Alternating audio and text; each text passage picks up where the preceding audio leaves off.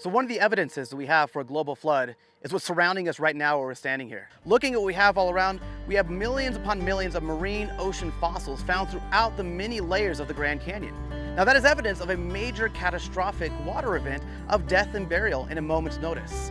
These fossils that we find here are the product of catastrophic death and burial very quickly. When we look at these fossils, we find that they are broken and shattered and scattered throughout.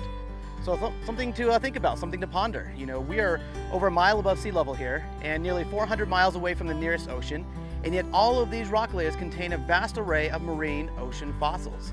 Now thinking about these fossils, we begin to ask the question, how did they form? How did they get up here? Sounds to me like there must have been a pretty big water event that may have swept over the whole known world, and you might call that a flood.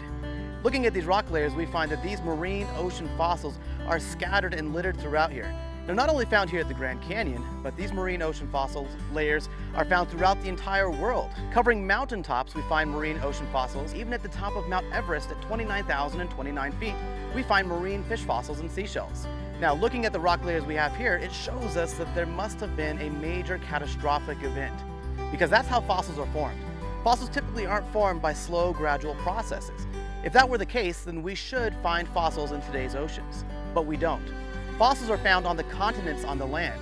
Things that die in the ocean today, typically they float, they bloat, they get picked apart by scavengers, they get eaten and consumed. Even entire whale carcasses may sink down to the ocean floor, and down there, tremendous scavengers like crabs and other crustaceans and hagfish and eels that consume even entire whale carcasses, even the bones very quickly. For something to become a fossil, it needs to be rapidly buried by a pretty good amount of sediment, so that it's kept out of reach of scavengers and kept in an oxygen-free or anaerobic environment so that it doesn't naturally decay and decompose. Now those kind of conditions are not happening in the oceans today, which is why we don't find fossils in today's oceans or even forming into today's oceans typically. Our fossils, as I said, are found on the land and the continents.